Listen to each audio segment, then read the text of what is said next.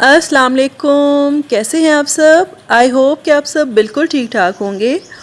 Friends, आज हम बात करेंगे एक बहुत ही खूबसूरत ऑर्नामेंटल प्लांट के बारे में जिसे ड्राइसिनिया रिफ्लेक्सा कहा जाता है। इसके अलावा इस प्लांट को फ्रेंड्स सॉन्ग ऑफ इंडिया भी कहते हैं। आई डोंट नो कि सॉन्ग ऑफ इंडिया इस प्लांट को क्यों कहते हैं, लेकिन ये बहुत ही खूबसूरत प्लांट है और बहुत खूबसूरत लगता है घरों में लगा हुआ। आप इसे अपने गार्डन में ज़रूर लगाइए और इसको ग्रो करना भी बहुत आसान है, बहुत ही इजी और बहुत ही लो मेंटेनेंस प्लांट है, बहुत हार्डी प्लांट है और परमानेंट है। सबसे इसकी बड़ी खूबी ये है कि परमानेंट प्लांट है। वो लोग जो अपने गार्डन में सीजनल प्लांट्स नहीं लगाना चाहते हैं और प्रेफर करते हैं कि परमानेंट प्लांट लगाएं, तो उनमें एक ड्राइसिनिया प्लांट को भी वो अपनी लिस्ट में शामिल कर लें।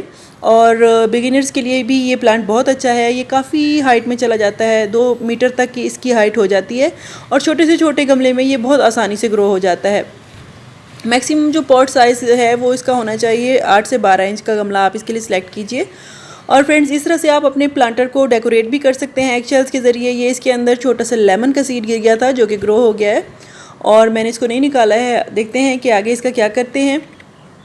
फ्रेंड्स, इस तरह से एगशेल इस प्लांटर के अंदर रखने का एक मकसद ये भी था कि स्नेल्स और स्लग्स जो हैं वो प्लांटर के अंदर ना आने पाएँ और हमारा प्लांट ख़राब ना हो। इसके अलावा फ्रेंड्स, अगर आप एगशेल्स इस तरह से डेकोरेट कर दें तो आपकी सॉइल बहुत जल्दी ड्राई नहीं होती है, क्योंकि फ्रेंड्स ये प्लांट जो है ये मॉइस्ट सॉइल को पसंद करता है। तो सॉइल मॉइस्ट रहती है और जल्दी नहीं ड्राई होती है। ड्राई हो जाए सॉइल अगर काफ़ी देर के लिए तो ये प्लांट ख़राब होने का ख़तरा होता है। इसके लीव्स बर्न होना शुरू हो जाते हैं, ख़ासकर गर्मियों के सीज़न में। अलबत्ता सर्दियों के सीज़न में आपने इसकी सॉइल ड्राई होने देनी है, उसके बाद आपने इसकी वाटरिंग करनी है। फ्रेंड्स, इसकी सनलाइट रिक्वायरमेंट की बात करें तो ये एक शेड लविंग प्लांट है। इसको डायरेक्ट सनलाइट इस तरह से पसंद नहीं होती है, तो आपने गर्मियों के मौसम में इसको अंडर शेडी एरिया रखना है, किसी दरख्त के नीचे रख दें या फिर अंडर ग्रीन नेट रख दें, तो ये फिर बहुत अच्छे तरीके से चलता रहेगा। और विंटर में आप इसको धूप में रख दें, बेशक ये धूप में बहुत अच्छे तरीके से विंटर की धूप को कोप कर लेता है और उसमें सर्वाइव कर जाता है। हाँ, अलबत्ता विंटर में आपने इसको शदीद धुंध और उससे बचाना है। और ओवर वाटरिंग की वजह से फ्रेंड्स इस तरह से इसकी टिप्स जो है ना ये ब्राउन होने शुरू हो जाती हैं, और अगर आप इसको बहुत ज़्यादा तेज़ धूप में रखें तो इस तरह से इसकी टिप्स जो है वो भी उस सूरत में भी ब्राउन हो जाती हैं। और फ्रेंड्स, अगर इसकी सॉइल की बात करें तो आपने इसके लिए वेल ड्रेन्ड सॉइल सेलेक्ट करनी है, क्योंकि वेल ड्रेन्ड सॉइल में ही ये अच्छे तरीके से ग्रो करेगा।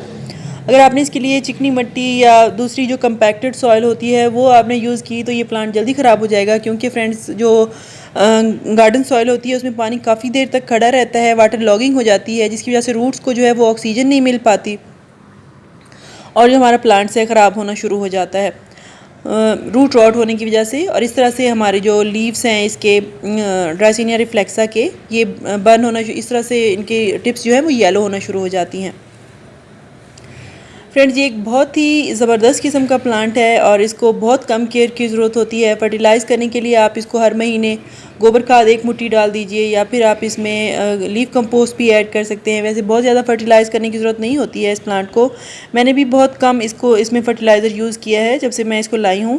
फ़िलहाल मैंने इसमें तो सिर्फ 1-2 बार बनाना पील फर्टिलाइज़र ही यूज़ किया था, या फिर एक दफ़ा मैंने इसे organic liquid cow dung compost ही डाली थी इसमें। और इसकी ग्रोथ जो है बहुत तेज़ी से हो रही है, ये बहुत तेज़ी से लंबा होता जा रहा है। और मैंने सोचा कि अब मैं इसको कट करके इसकी कटिंग्स लगाऊं। इसकी कटिंग्स को आप सॉइल में भी लगा सकते हैं और पानी में भी इसकी कटिंग ग्रो करना बहुत आसान है। ख़ासकर फ्रेंड्स, जो मानसून का मौसम है इसमें कटिंग इसकी बहुत आसानी से लग जाती है। दूसरे मौसम में वैसे तो हर साल ही इसकी कटिंग लग जाती है और ये बहुत आसानी से कटिंग के थ्रू ग्रो होता है, लेकिन अगर आप दूसरे किसी मौसम में लगाएंगे, लाइक सर्दियों में या जून जुलाई में अगर आप इसको लगाएंगे तो आप इसको पॉलीथीन बैग से कवर करना पड़ेगा। और फ्रेंड्स, हमेशा कटिंग जो है वो आप इसकी जब भी लगाएं तो इसमें थोड़ा सा एंटी फंगल पाउडर भी मिट्टी के अंदर शामिल कर दें, या फिर रूटिंग हार्मोन इसकी टिप पर लगा दें, दालचीनी पाउडर हो गया या हल्दी इसके अंदर ऐड कर दें, तो फिर ये होगा कि आपकी जो कटिंग है वो ख़राब नहीं होगी। मैं सोच रही थी कि इसकी कटिंग लगाऊं, और 6 इंच की कटिंग इसकी बहुत आसानी से लगती है। वैसे तो आप 4 इंच की कटिंग भी लगा सकते हैं, लेकिन 6 इंच की जो कटिंग है वो आइडियल होती है। तो फ्रेंड्स, ले आइए फिर आप भी ये प्लांट और अपने गार्डन में लगाइए, ताकि आपके गार्डन की खूबसूरती में इजाफा हो। बहुत ही खूबसूरत एग्जॉटिक कलर्स होते हैं इसके, और सबसे ब्यूटीफुली ऑर्नामेंटल प्लांट है जिसे इंडोर भी आप रख सकते हैं। तो फ्रेंड्स, ये थी हमारी आज की वीडियो। आई होप कि आपको ये वीडियो पसंद आई होगी। अगर इस प्लांट की केयर से रिलेटेड आपका कोई क्वेश्चन है तो कमेंट सेक्शन में मुझसे वो क्वेश्चन आप पूछ सकते हैं। मैं एज अर्ली एज पॉसिबल आपको रिप्लाई करूँगी। और फ्रेंड्स, अगर आपको ये वीडियो अच्छी लगी हो तो आप थम्स अप दें और हमारे चैनल को सब्सक्राइब करें। ये मेरे दूसरे करूंदा प्लांट है और साथ में जो मैंने पहले दिखाया आपको ये गुले मरवा है फ्रेंड्स, और ये हमारे गुलचिंग के प्लांट्स हैं। Thank you.